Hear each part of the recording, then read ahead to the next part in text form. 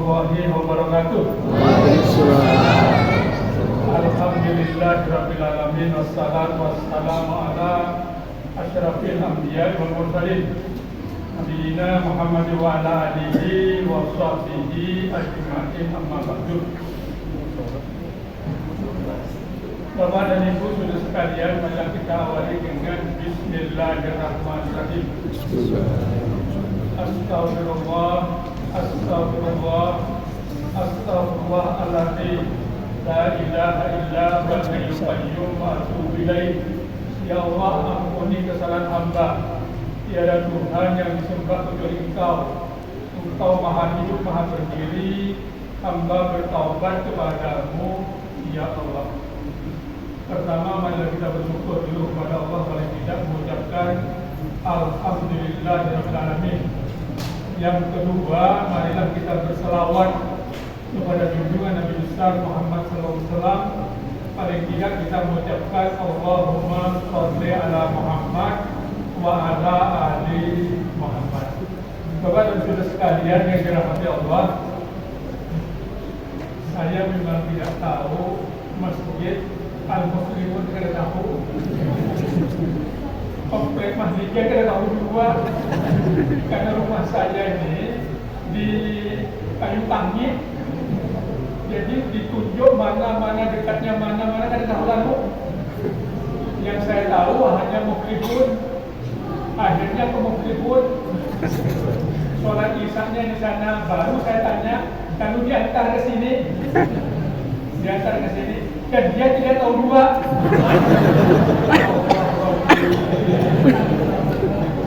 Untungnya ada tulisan di situ. Pikiran saya parah saja. Ya Allah, tapi tidak apa-apa. Ya, ma'asaba min musibatin fil ajri anfusikum illa fi kitabin an-nabraha inna dzalika 'ala Allah yasir.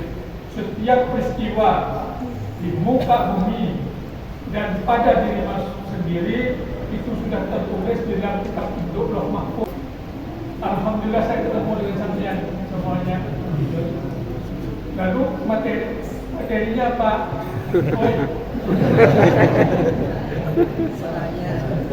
Materinya maunya apa?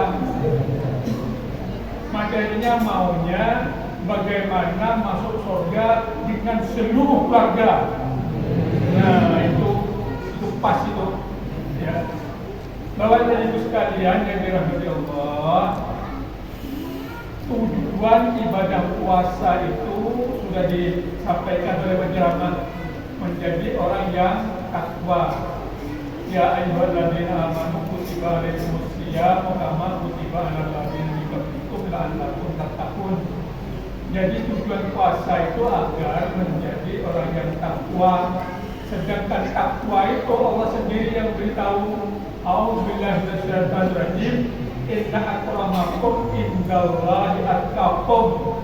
Sesungguhnya orang yang paling mulia di sisi Allah adalah orang yang paling takwa. Gitu.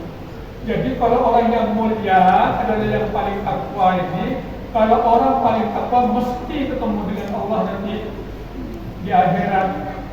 Oleh sebab itu Bapak dan Saudara sekalian yang dirahmati Allah, bagaimana supaya menjadi manusia yang paling takwa sehingga bisa ketemu dengan Allah Subhanahu wa ta'ala. Orang yang nantinya bisa ketemu dengan Allah, Allah yang memberitahu caranya. A'udzubillahi minasyaitonir rajim. Qul innama ana basyarum mithlukum yuha ilayya annama ilahukum ilahun wahid faman kana yarju liqa'a rabbih falyamal amalan shalihan wa la yusyrik bi ibadati rabbih ahada. Katakanlah wahai Muhammad, sesungguhnya aku di manusia biasa seperti kalian, yaitu yang mendapatkan wahyu dari Allah, yaitu bahwa Tuhanku dan Tuhanmu adalah Allah yang esa. Barang siapa yang ingin ketemu dengan Allah nanti di yaumil akhir, Syaratnya adalah beramal soleh dan jangan mempersekutukan Allah dengan siapapun. Jangan mempersekutukan Allah dengan siapapun juga. Itu. Jadi kalau ingin ketemu dengan Allah, yang pertama harus bertuhan kepada Allah. Yang kedua harus bernabi kepada Nabi Muhammad. Lalu yang ketiga harus beramal soleh. Yang pian lakukan ini amal soleh atau amal salah? Oi, amal soleh. Ya. Ini salah aja. Nah ini syaratnya. Tapi masih ada lagi tambahannya. Jangan mempersekutukan Allah dalam beribadah. Mempersekutukan Allah tidak boleh. Ya. Misal pas pengantinnya datang mau nikah, kan pengantin datang, yang datang pengantin laki-laki itu perempuan. Pengantin laki-laki datang disambut oleh tiang, disambut. Cara menyambutnya kayak apa? Pakai selawat. Bagus apa enggak selawat? Woi, bagus. Yang tidak bagus apanya? Nah, kalau itu nantinya akan ketemu dengan Allah, beras kuningnya, itu tak bakalan. Sekalinya pas hari Ahad bertakai pengantinnya duduk di pelaminan, yang gemuk di bawahnya itu ada apa? Nah itu kalau mati dia tidak bakalan ketemu, karena itu syirik. Setelah kalinya hamil 7 bulan, ya hamil 7 bulan, nah baik, mandi itu bukan ajaran Islam, ya, tidak boleh juga, ya, tidak boleh. Sekalinya anaknya lahir, tasmiyah, setelah tasmiyah, dalam tasmiyah langsung begini, apa ini? Nah itu syirik. Syaratnya jangan syirik, jangan syirik. Asalkan pian sudah beramal soleh, bertuhan kepada Allah, bernabi pada Nabi Muhammad, beramal soleh, dan jangan syirik. Orang yang demikian ini bakal masuk surga.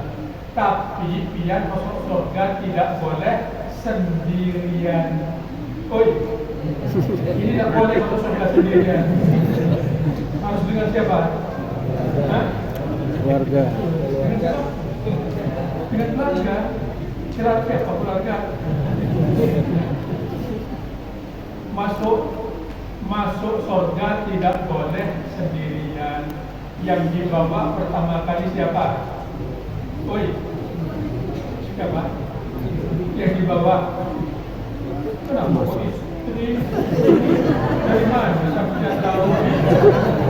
Nah, saya bacakan ayatnya di dalam Al-Quran, surat 13, surat Ar-Ra'd, ayat 23 dan ayat 24. Itu Allah yang nyuruh. A'udzubillahi minasyaitonir rajim. Jannatu adnin yadkhulunaha wa man shalah min abaihim wa aswajihim wa dzurriyyatihim wal malaikatu yadkhuluna alaihim min kulli bab. Salamun alaikum bima sabartum wa ni'ma uqbad. Mereka nantinya akan masuk surga Aden bersama dengan orang yang beramal soleh. Leluhurnya yang bawa, tapi harus beramal soleh. Leluhur itu siapa? Di atasnya kita siapa? Orang tua, di atasnya orang tua. Nah, kakek nenek, di atasnya kakek nenek. Boyot, di atasnya boyot. Hah? Enggak. Ya. Ayah buyut. Di atasnya buyut. Tahu. Masa pada tahu?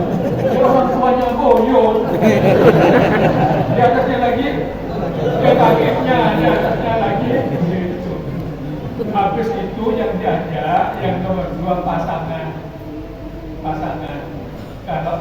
membawa suami, kalau suami membawa istri. Harus dibawa. Ayat yang memberitahu itu setelah pasangan, kemudian keturunannya terus, ya. Di bawah pasangan ini keturunannya namanya apa? Anak dan menantu. Di bawahnya lagi cucu, ya. Di bawahnya cucu. Cicit. Jangan cicit surah burung. Coba. Anak cucu. Hei. Kemudian itu masuk. Lalu disambut oleh malaikat, disambut di semua pintu. Pian nanti yang membawa, yang masuk surga berdahulu bawa itu, katanya malaikat, salamun alaikum bima sabartum. Salam sejahtera atas kamu karena kesabaranmu. Jadi kalau pian sudah bertuhan kepada Allah, bernabi kepada Nabi Muhammad, beramal soleh, tidak syirik, bisa membawa seluruhnya. Katanya Allah, salam sejahtera atas kamu karena kesabaranmu. Jadi kuncinya apa? Bisa buka semuanya. Oh, sabar. Pertanyaannya saja, siapa yang sudah sabar angkat tangan? Woi, yang sudah sabar. Bukan namanya sabar, yang sudah sabar. Kok tidak ada yang angkat tangan? Pak Imam, sudah ada yang dua. Apa tidak ada yang angkat tangan? Bu, yang sudah sabar mana? Ya. Kalau ada yang angkat tangan, kalau ada yang angkat tangan, yang suruh ke depan, aku yang duduk di situ, aku ingin mendengarkan. Saya bacakan ayatnya. Wasbir, bersabarlah kamu, wama sabruka, tapi kamu tidak mungkin sabar. Allah yang mengatakan disuruh sabar, bisa buat seluruhnya, tapi katanya, kamu sabar. Tapi tidak mungkin. Yang bisa mungkin sabar itu kalau dapat pertolongan Allah. Nah, supaya dapat pertolongan Allah itu, Allah yang mengatakan wala tahzan alaihim, jangan sakit hati, jangan sedih hati. Sedih hati tidak boleh. Jadi kalau puasa sedih hati itu tak bakalan bisa mengajak leluhur dan keturunan. Jangan sedih hati, apalagi jengkel. Oi, jangan jengkel hati, apalagi sarik hati. Jadi kalau orang penyarikan, ketawa membawa keseluruhan. Di rumah yang sering penyarikan ini mama atau apa? Hah? Kenapa kamu menuduh mama? Memang yang sering menyarikan mama. Cuma rajanya penyarikan adalah Abah. Sama kalau begitu, mulai hari ini jangan penyarikan. Walataku bidaikim bima yang turun. Jangan sempit dada. Jangan sempit. Jadi harus apa? Harus lapang dada. Supaya lapang dada. Masjid ini sempit dan lapang. Masjid ini sempit atau lapang? Lapang. Kalau diisi 1.000 orang lagi sempit atau lapang? Sempit. Supaya lapang. Hah? Gimana nih? Kok 3 kali 5 tahun lagi? Cepatkan som. Ini sudah diisi 1.000 orang. Supaya lapang. Sabar. Dikeluarkan. Jadi orang yang lapang itu banyak mengeluarkan.